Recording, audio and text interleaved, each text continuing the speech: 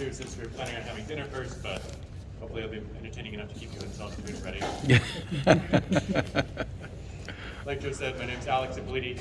I'm a Lieutenant Colonel in the Maryland Air National Guard, commander of the 135th Intelligence Squadron, which is now stationed at Martin State Airport up in Baltimore. I'm honored to join you tonight with my wife Megan and our youngest son, Elisha. He really doesn't believe that we can have any fun without him. Thanks especially to Franz for making us so welcome. I really appreciate all the work you put into us being here. Thank you, it's really noticeable.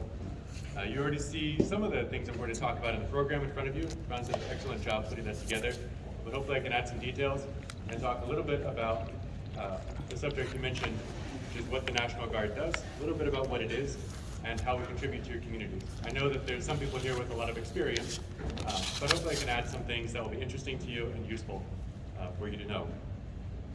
As parishioners of St. Mary of the Mills and Laurel, and a member of the Knights of Columbus and Patuxent Council myself, Megan and I and Elisha are very happy to be here with you.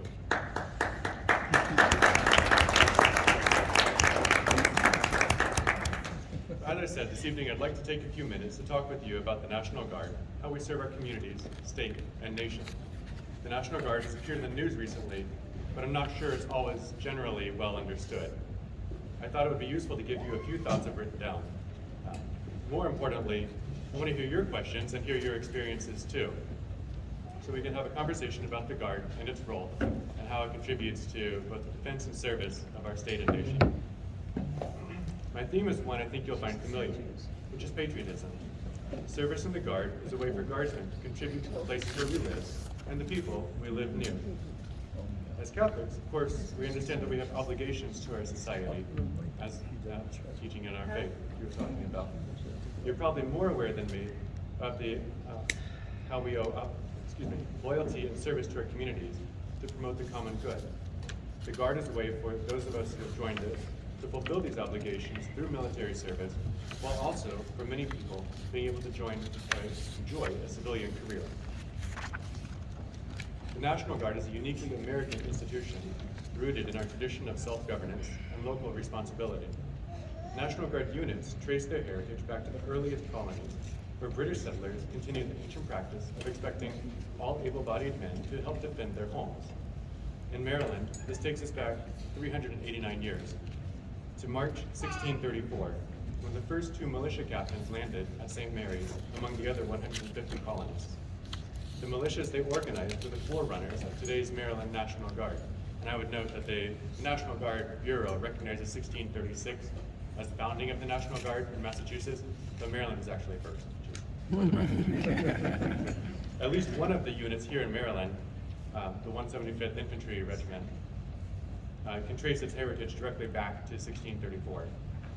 And of course, our wing, the 175th wing, coming from the 175th Infantry, also carries some of that heritage as well.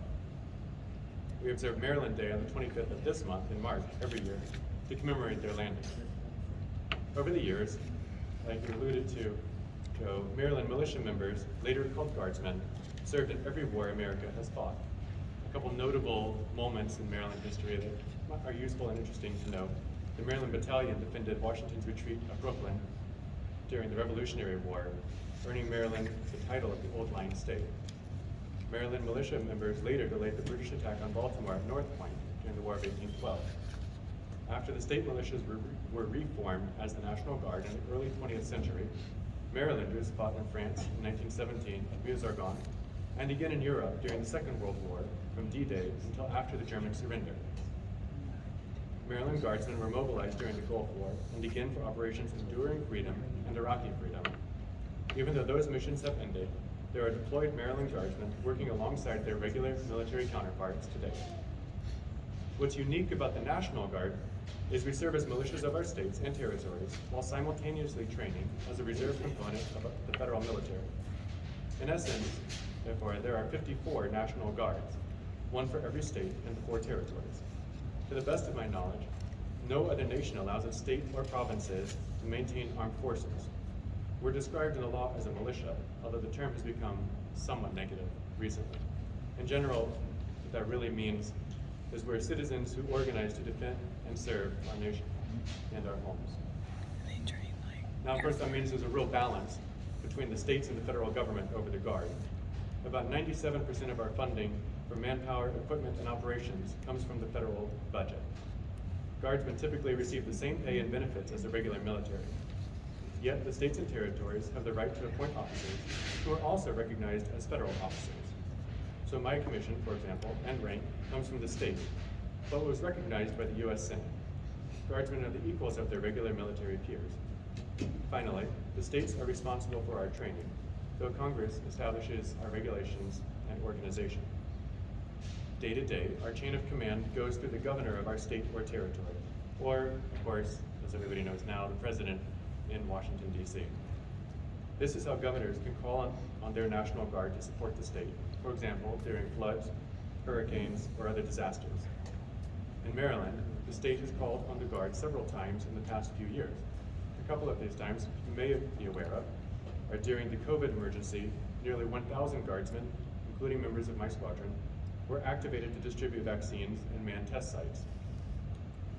In several instances, specialists from the National Guard, both Army and Air, have helped advise state cyber professionals to defend against attacks or recover when there have been breaches or other cyber attacks. And over 200 Guardsmen helped organize and support the inauguration of Governor Moore, as is our tradition at every inauguration. However, the Constitution grants Congress the authority to federalize state militias in 3 specific circumstances: to execute the laws of the Union, suppress insurrections, and repel invasions. This is how Marylanders have deployed to Iraq, Afghanistan, and Syria. It's also why the Guard has equipment such as A-10s, tanks, or artillery, which may be less useful to a state. However, the Department of Defense has long understood that the Guard is a good place to keep a ready reserve of experienced personnel to call on when needed. As Guardsmen, then, we train to serve both the state and the nation. We have to meet the same requirements as our regular military counterparts, although 85% of our members are part-timers. We use a shorthand 1 week in a month, 2 weeks a year, to describe the required commitment, but most of our members train more often than that. Regardless, there's less time to meet the same standards. Out of the roughly 9,500 Maryland Guardsmen, this means nearly 8,000 are what we call traditionals. The rest of the month, they're in their communities as teachers, firefighters, police officers, corporate employees, small business owners, and civil servants. In my own squadron of about 70 people, we have all of those different types of, employees or civilians, which is pretty amazing. I think it's such a small group representing so much of the community. The other nearly 1,500 full-time Guardsmen, like myself, are responsible for organizing, training, and equipping our force. Further, at any time, several hundred Maryland Guardsmen are on orders augmenting the regular military here in the U.S. or deployed to critical areas around the world. In Maryland, as in every other state, the National Guard is divided into Army and Air, of course, some of it, I think, which correlate to the U.S. Army and Air Force, respectively. The Maryland Army National Guard includes infantry, information operations, intelligence, aviation, and special operations units, which are stationed around the state. The Air National Guard here in Maryland has the iconic A-10s now, besides cyber, intelligence, and civil engineering units. The C-130 squadron that some people may know is referenced in the booklet that Franz put together was converted to my own squadron about 10 years ago now, 8 years ago, actually, now. So now A-10s are the only flying unit on the Air Guard in Maryland. We are primarily at Baltimore and Fort Meade. However, our members come from across the state and even from the surrounding states. Besides our military service, Guardsmen are often strong members of their communities. Volunteering is a core part of career advancement, besides being a natural part of our culture.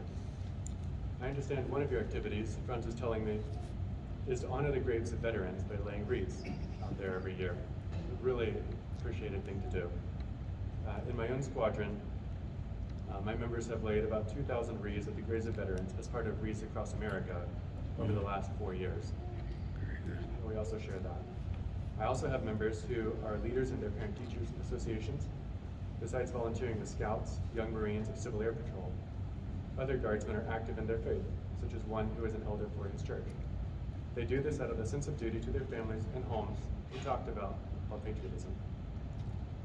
Further, the Guard is a great way for young people to grow in their own sense of patriotism and respect for their communities. An 18-year-old can come to us straight out of high school. We give him or her a training and a skill, besides the discipline and motivation of military service. I have 3 airmen in my own squadron who live this story. Then when we give our members the chance to practice their patriotism, few things really clarify your dedication than showing up to work on Saturday and Sunday. It makes it real. Unlike the regular military, Guardsmen can stay in their communities, growing and forming relationships with the people around them. There's no requirement for Guardsmen to move on rotations. Having been on active duty for nearly 10 years, Megan and I understand how hard it can be to build connections to a place when you frequently move. The Guard has let us raise a family with more stability, something many Guardsmen value. In closing, the Maryland National Guard is an integral part of our communities, helping to defend our state and nation while giving incredible opportunities to its members. We are closely connected to our state, to Maryland, although we are ready to serve with equal skill alongside our regular military counterparts. I'm grateful for your time this evening and for the work you do cultivating patriotism here in your community. It is so important to develop that virtue and pass it on to future generations. I look forward to answering any questions you have. Thank you very much.